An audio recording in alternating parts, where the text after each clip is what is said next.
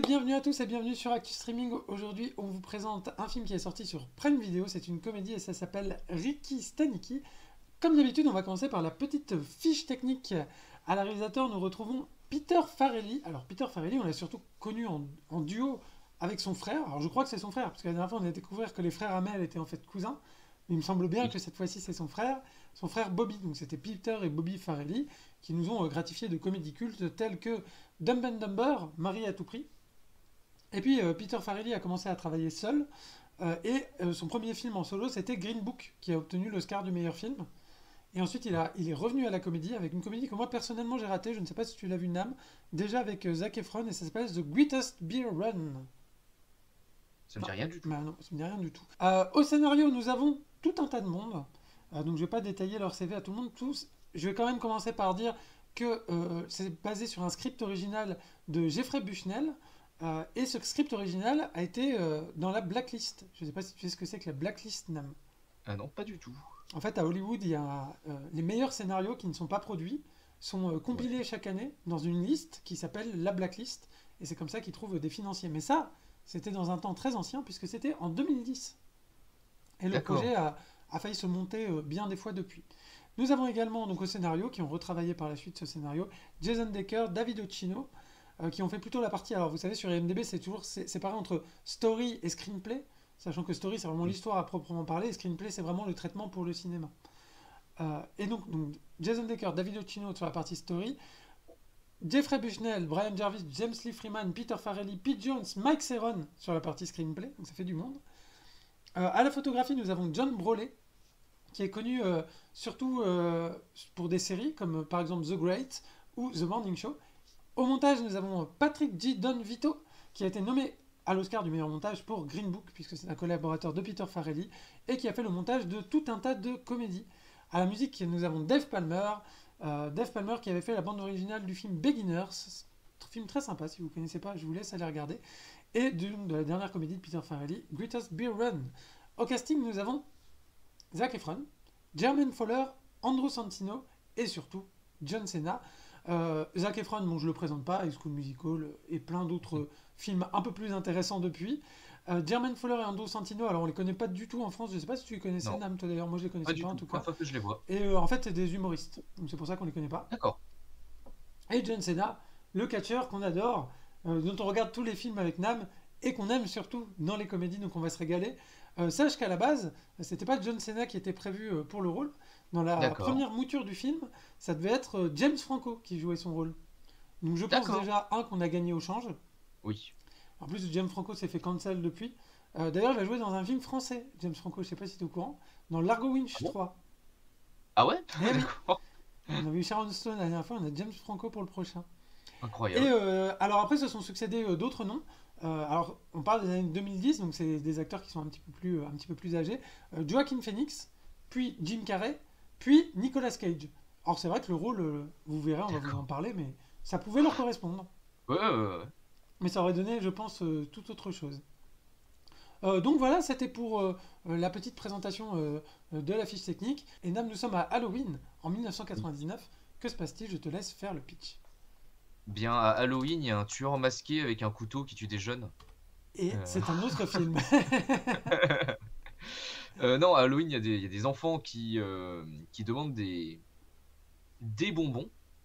Et cette bande de jeunes gardements qu'on voit là vont décider de faire une blague très connue aux États-Unis, à savoir mettre du caca dans un sac en papier, mettre le feu au sac en papier, et sonner chez la personne pour que la personne fasse « Mince, il y a du feu !» Et puis bah, tu écrases le feu pour l'éteindre, et tu fous de la merde partout. Voilà. Blague extrêmement drôle, bien sûr. Et donc ils vont faire ça, sauf que ça va mal se passer, parce que y a personne qui répond. Et du coup, la maison, elle a un peu pris feu. Et pour éviter de se faire avoir, les enfants vont décider de laisser un manteau. Et dans le col du manteau, ils vont écrire un nom inventé, qui est celui de Ricky Stenicki. Voilà. Qui va devenir en quelque sorte leur ami imaginaire, qui endosse toutes les conneries qu'ils font et qui va servir à justifier aussi toutes leurs excuses au fil du temps. Et d'ailleurs, on va voir quelques bêtises qu'ils font pendant le générique de début Et Mm. ce sera toujours marqué, c'est la faute de Ricky Stenicki. Et puis après, on les retrouve et ils ont bien grandi. C'est ça. Et donc le fait d'avoir un faux ami imaginaire que tu inventes pour cacher tes conneries, c'est peut-être mignon quand ils sont enfants. Une fois qu'ils sont adultes et mariés et qu'il y en a qui attendent des enfants, et bah ça commence à être un peu cringe.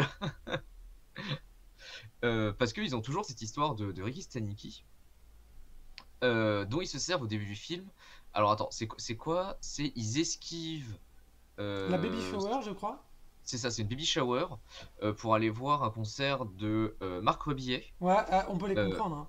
c'est ça, en prétextant le fait que Ricky Stenicki a un cancer. C'est ça. Un cancer sur son deuxième testicule, parce qu'il a déjà perdu le Oui, premier à cause d'un cancer, bien évidemment. Et Marc Rebillet, si vous ne connaissez pas, il a fait un très bon tube. Et là, je ne fais que citer son tube, hein, qui s'appelle Macron enculé, qui est vraiment oui, une chanson une dansante, on peut dire. masterclass. Voilà. Masterclass. Voilà. Surtout rythmiquement, quoi. Il y a ça. Oui. Puis les paroles sont pas mal aussi. Bref. Ouais, ouais, ouais, très bien écrit. Et donc voilà, les trois comparses sont embarqués à Atlantic City, je crois qu'ils vont. Oui, c'est ça, je crois, Il oui. me semble que c'est ça. Et à Atlantic Et City, ils rencontrent. Tiens, j'avais pas vu qu'il avait un t-shirt Alf. Ça m'avait oui. échappé.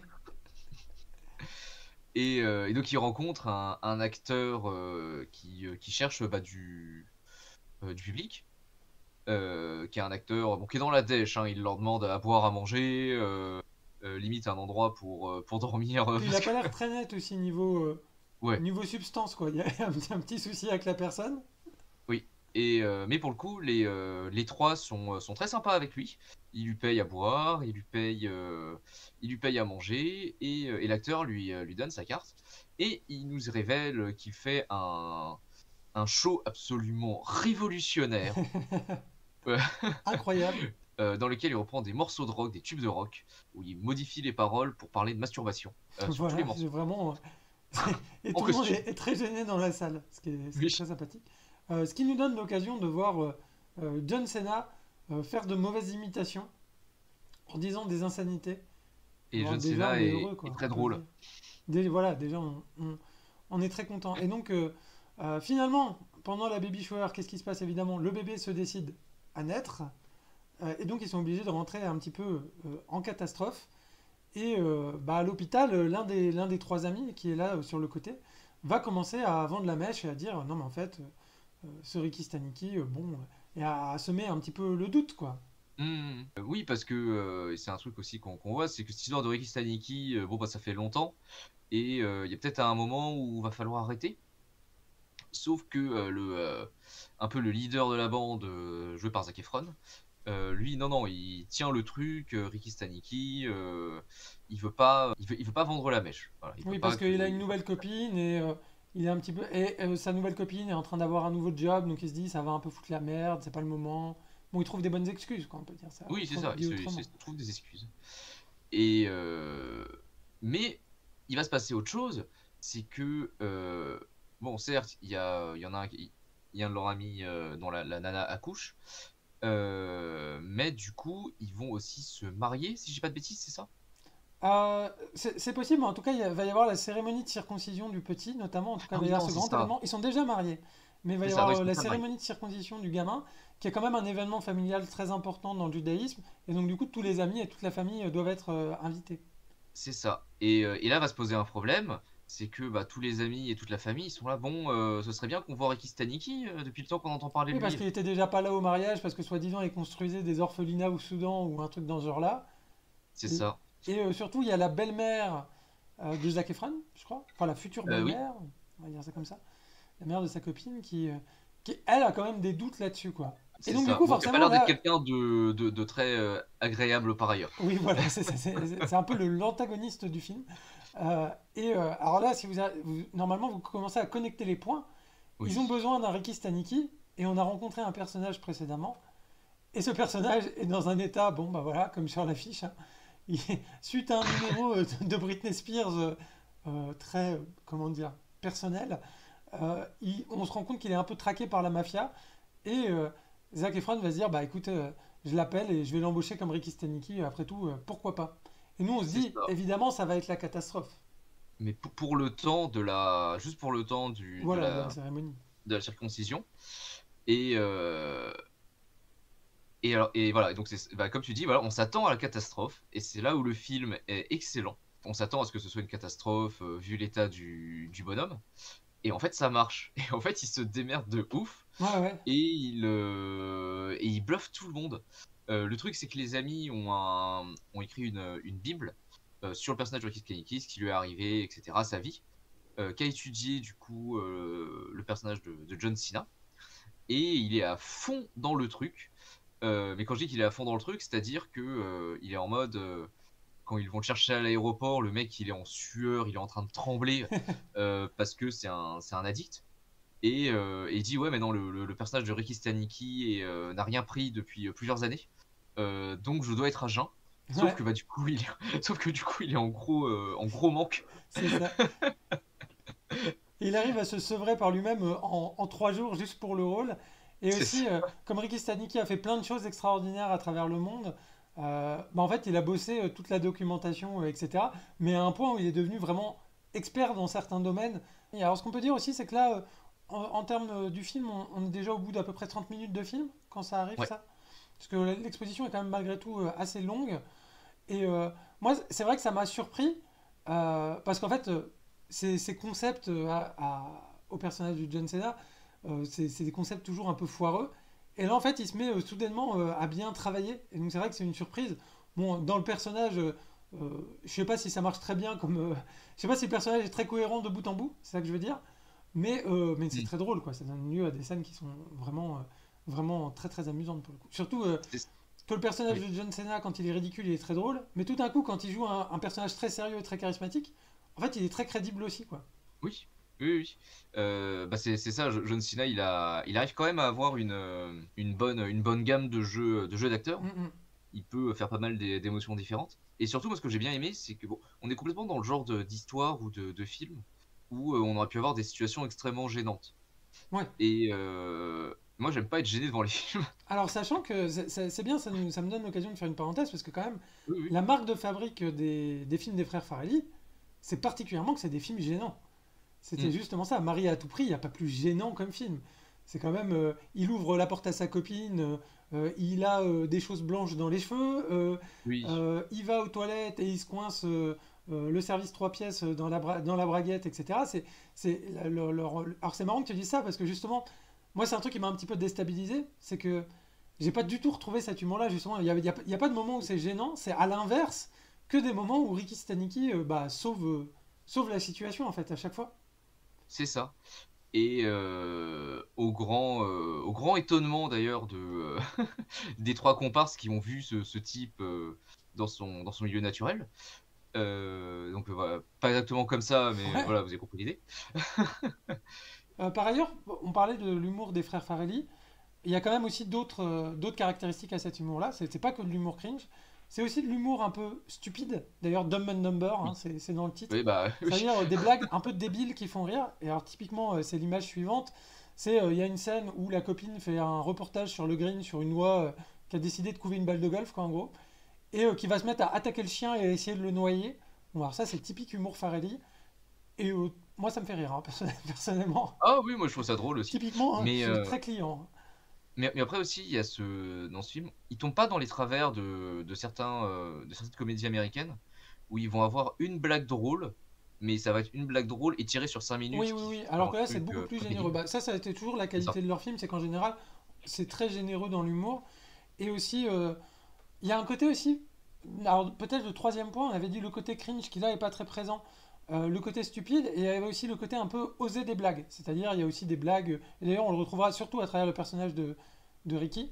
Euh, enfin, ou plutôt le personnage de John Cena, cette espèce d'acteur, où en fait, lui, il va avoir traîné dans des business un peu louches, dans des milieux interlopes, n'est-ce pas? Oui. Et avoir fait des numéros avec des chiens qui copulent, notamment ce genre de truc. Donc il y a quand même aussi cet humour-là qu'on retrouve malgré tout.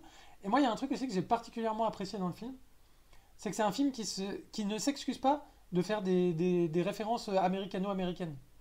Mm. Typiquement, quand il fait ses numéros d'imitation, il faut quand même avoir un petit peu de background en culture américaine. Et puis même, il y a un côté, là par exemple, donc la copine, elle est journaliste, donc elle fait des reportages, et c'est très aussi télé à l'américaine, quoi. Mm. c'est très chaîne d'infos en continu, on essaie de meubler avec des trucs un peu pourris. Ça commence à débarquer en France, hein. On connaît un peu le délire, mais aussi le côté un peu chaîne locale. Parce que, Oui. du coup, on se retrouve avec des actualités vraiment, vraiment nulles, quoi. Donc voilà, ça c'était pour le volet humour. Ça, c'est effectivement quand il le récupère à l'aéroport, comme tu Oui. disais, bah, il est pas en Et puis bon c'est état, quoi. cul et tout. Enfin, Et c'est là on se dit ça va tourner à la catastrophe. Ça, c'est quand ils lui font le briefing. Et on va se rendre compte aussi d'autres choses dans le personnage. Donc déjà qu'il est très pro, effectivement, puisqu'il a bien étudié la Bible du personnage. Mais aussi qu'il est brutalement honnête avec les gens. oui. Et Et notamment, bah là, notre héros a écrit une histoire, il va lui dire, mais ton histoire, c'est de la merde. Sauf qu'après, il va lui donner un vrai conseil vraiment utile, quoi. il va lui dire, écris quelque chose qui te ressemble. Ouais. Et ça, c'est un autre aspect aussi qui commence à être arrivé à partir de ce moment-là Mhm. dans le film. C'est qu'au final, cet acteur John Cena qui joue le Ricky Staniki qui est un peu le meilleur mec au monde, voilà, en se prenant au jeu, et sachant que le mec est quand même un bon gars déjà de base, il va finir par améliorer leur vie à eux. Mhm. Ça, c'est aussi un petit aspect avec, voilà, par exemple, bah, ça commence doucement avec, comme tu disais, cette histoire. Mais on peut aussi préciser que ce personnage a son couple qui bat de l'aile, et il va aussi donner des bons conseils et parler aux bonnes personnes pour à permettre que la situation se résout. Finalement, ce personnage est très, très positif Oui, et d'ailleurs, dans c'est sans doute dans le leur fond vie et du dans le film, film. c'est que c'est un film sur les bienfaits de l'honnêteté face à la toxicité, finalement, des mensonges et des non-dits. Et donc, ce personnage-là incarne ça, de manière même très naïve par moment. Ce qui Oui, crée le décalage comique, c'est-à-dire que par moment, il est tellement brutal dans sa manière d'annoncer les choses que tu te dis, oh là là, mais il va détruire psychologiquement les gens. Et en fait, on se rend compte que la réaction des gens est pas souvent celle qu'on attend. C'est-à-dire que au début, évidemment, ils vont mal le prendre tout de suite, mais lui va tout hmm, de suite rattraper les choses, et ça va leur avoir fait du bien d'avoir entendu la vérité et qu'on se soit intéressé sincèrement à eux, quoi, d'une certaine manière. oui, oui, tout à fait.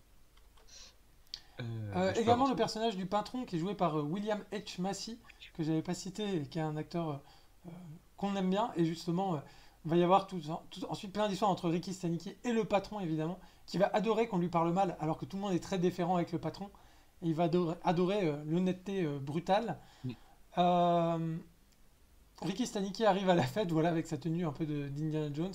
On voit un petit peu tout le monde qui est là. L'antagoniste dont on a parlé précédemment. Euh, oui, voilà, et elle. donc la scène de circoncision. Mais suite à un imbroglio, ils ont donné de la kétamine au rabbin. En gros, je fais Oui, un résumé Mario Kart. Ça, c'est très, très Farelli. Et donc, du coup, c'était très drôle, c'était le très bébé drôle. finit à moitié circoncis. Et donc, évidemment, c'est Ricky qui vient, qui vient sauver tout le monde en finissant la circoncision. Et c'est un truc aussi qu'on peut voir, c'est que tous les acteurs sont hilarants. Oui, oui, bah, Euh, tous les Ça personnages marche trop sont, bien. tous les personnages sont. Alors, il y a un acteur qui pour moi est pas hilarant et qui a un peu un rôle ingrat. C'est Oui, Zac Efron en fait. C'est que c'est vrai. Zac Efron, il C'est a vrai. toujours le personnage un peu qui est dans un mauvais mindset et c'est lui qui est un peu.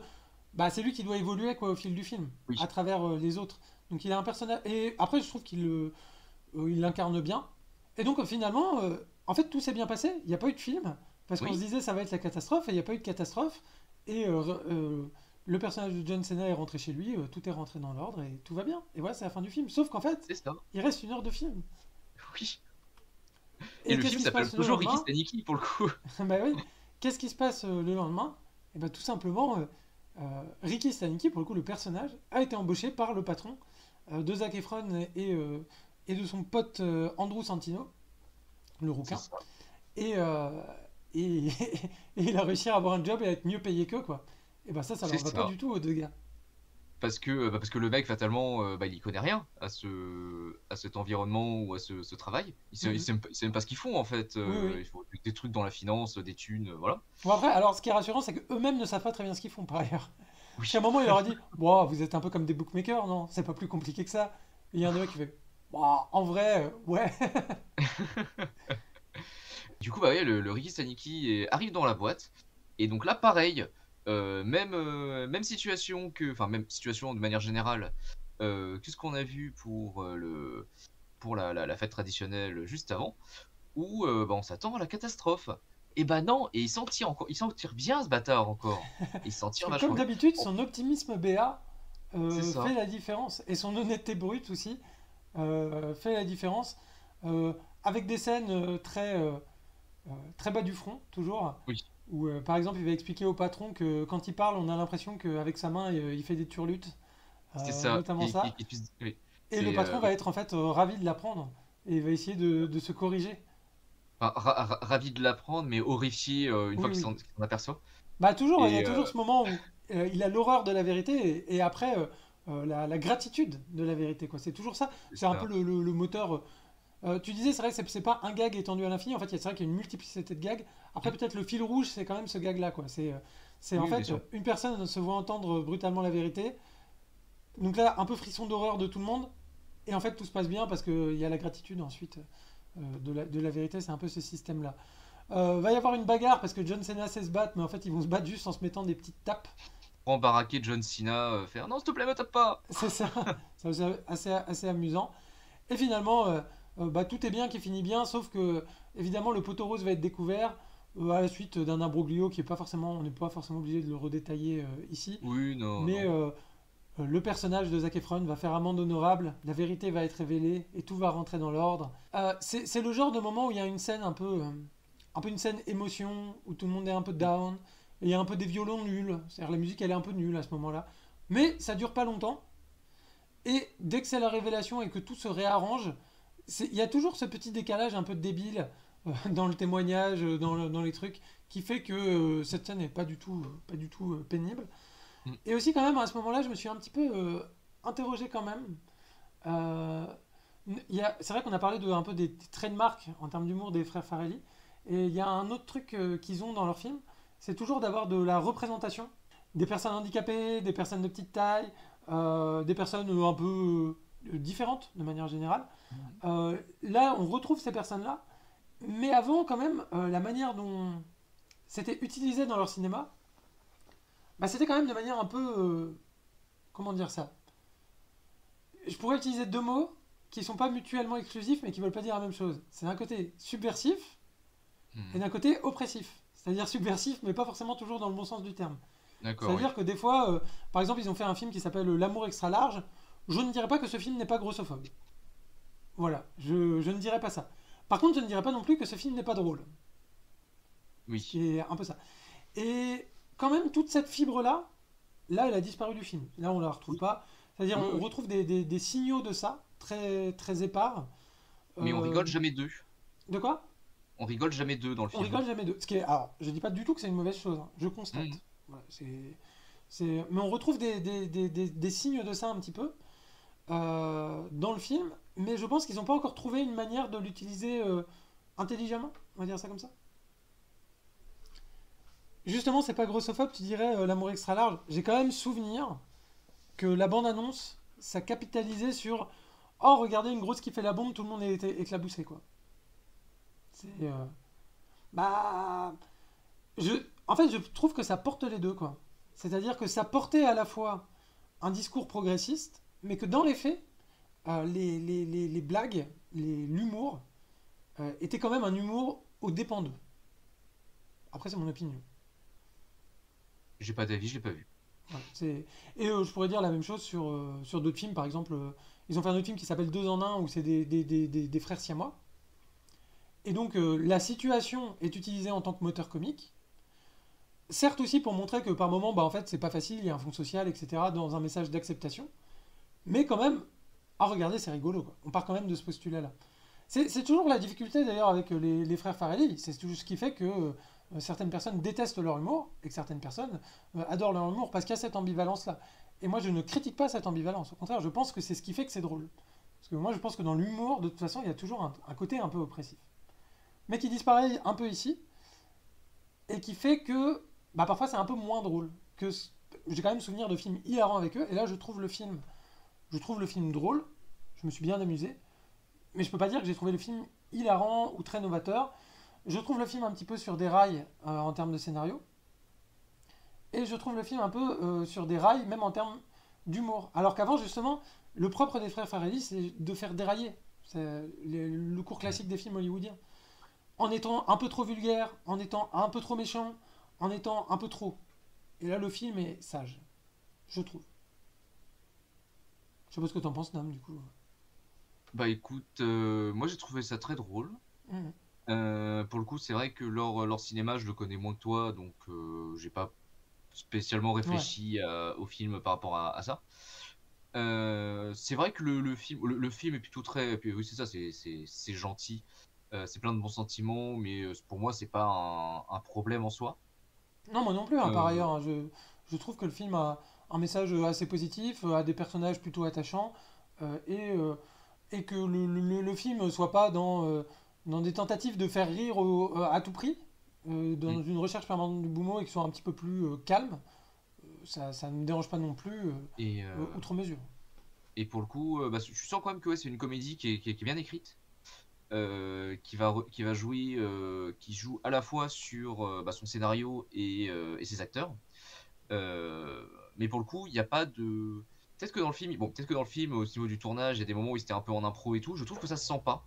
Euh, Ce qui est plutôt une bonne chose. Parce que ça fait film, quoi. Et oui, et John Cena drôle, merde. Il a Bah oui, fallu. c'est ça qu'on voulait, nous. Bah Bah, oui, je ça pense fait que combien c'est de films qu'on voit John ouais, Cena et qu'il est ouais, pas drôle là? ouais. J'aurais peut-être, avant qu'on passe à la conclusion, j'aurais peut-être deux autres petits points à aborder. Peut-être aussi dans les limites du film, une première limite, ce serait qu'en fait, le personnage de Zac Efron et ces trois personnages ont un comportement qui est un petit peu, bah, qui est franchement toxique avec leur entourage. Oui. Et la justification qui va être à ça, c'est-à-dire que finalement, ils vont tous se dégager de cette toxicité-là, sauf Zac Efron, parce que Zac Efron, on va comprendre qu'en fait, ah, mais c'était un enfant battu. Trop facile. Moi, je trouve ça. Je trouve cette justification, en fait, trop facile. Mhm. En fait, il est méchant, mais en fait, il a eu une enfance difficile. C'est un peu bateau. Et en fait, je trouve qu'on Et ça n'interroge explique pas pas, oui. pourquoi ces types-là. Parce qu'il y a quand même des interactions intéressantes. Ces types-là, ils sont quand même devenus traders. Mhm. Ces types-là, ils mentent quand même tout autour d'eux. Il y a quand même tout un système qui est la société américaine, ultra capitaliste, qui génère ces comportements-là. Il y a des conditions matérielles qui font que. Et tout est reversé sur de la psychologie. C'est que à un moment ils ont fait ça et ça s'est entraîné et lui voilà en fait il a un trauma et donc c'est parce qu'il a un trauma que qu'il est comme ça.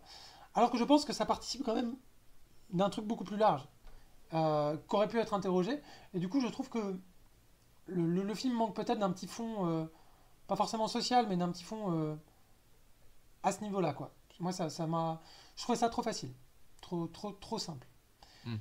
et trop sans ambiguïté quoi. Ils auraient pu être toxiques euh, parce que en fait, bah, juste c'est des mecs quoi. Il n'y avait pas besoin d'aller leur chercher un truc de plus que ça en fait. C'est suffisant hein, pour être toxique hein, finalement. Bref, deuxième point sur lequel je voulais revenir, peut-être la mise en scène à proprement parler. Euh, Farrelly Oh, c'est c'est quand même un metteur en scène. classique, hein, c'est pas, Voilà, c'est quand pas même un très metteur en avancé. scène. Il reste des trucs. C'est pas que des chants contre chants. On peut pas dire que ça Mhm. ressemble à un téléfilm, tu vois, ou à une série télé. Ah oui, non, non, pas du tout. Ça a quand même, il y a de la réalisation. Ça, j'ai pas de problème là-dessus. Toutefois, il y en a plus beaucoup quand même. C'est-à-dire que il y a pas, le film a très peu de fantaisie, que ce soit dans les décors, que ce soit dans les cadrages, que ce soit dans, il y a rien de non plus très original en termes de facture. Ça reste assez académique.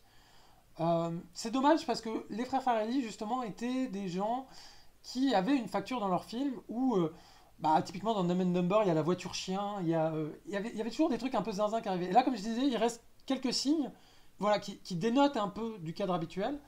Et c'est un cadre aussi, par ailleurs, qui est très embourgeoisé, ce qui n'était pas forcément le cas avant. C'est-à-dire que, bah, de toute façon, plus on avance dans leur cinéma, plus les personnages sont très embourgeoisés, vivent dans des très belles maisons, ont des très beaux jobs, des très belles voitures, des très beaux tout.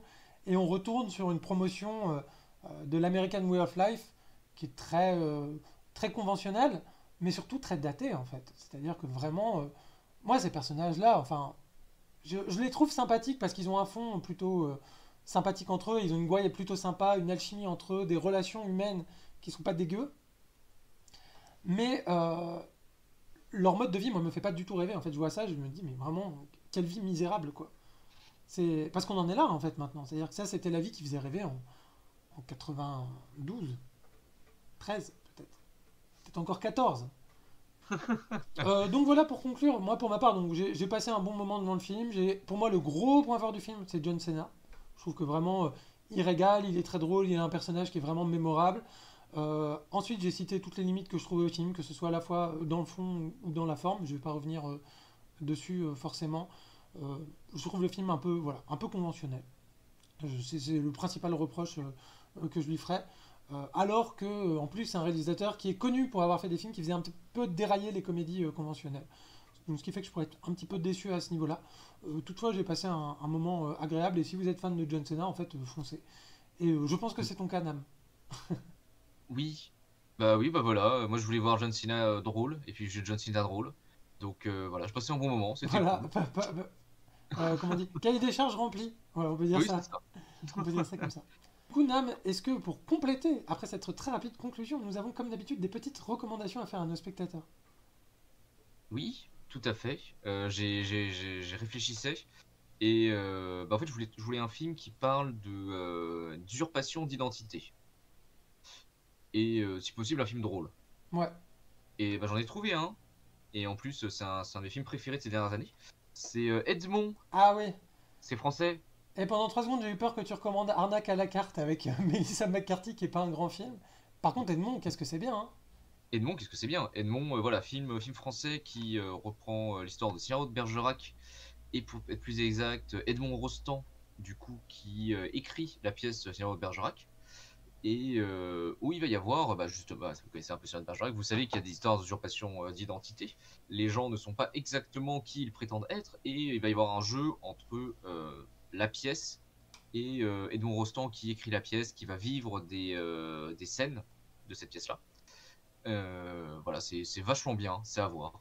Voilà. C'est effectivement, Regardez ce il y a film. ce côté un petit peu vaudeville. Et aussi, quand on se dit que quand même cette pièce, qui est un des chefs-d'œuvre de la littérature française, a été écrite en quelques semaines, quoi, quelques jours Oui, même. oui, non, mais c'est C'est hallucinant. impressionnant. Bon, évidemment, le texte, c'est du théâtre, donc ça évolue, hein, mais c'est très entraînant. Et par ailleurs, la pièce joue toujours au théâtre du Mm. Palais Royal en ce moment. Donc c'est adapté. C'est le réalisateur qui a adapté sa pièce. Donc je Oui, trouve oui, que c'est ça. le film est très bien. Très bien aussi. Moi, ce que je vais vous faire comme reco, c'est une comédie où un personnage devient brutalement honnête, mais dans un autre contexte.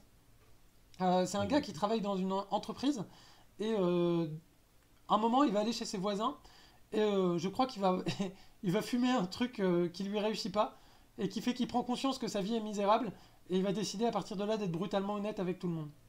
Et D'accord. il travaille dans un travail de bureau, dans des espèces de cubicle là. Alors, je sais plus exactement quel est le job, c'est un truc d'assurance. C'est un film avec Jim Carrey, ça, non? Oh, ça pourrait, mais c'est pas le cas. C'est un Ah, c'est film pas Jim avec. Carrey?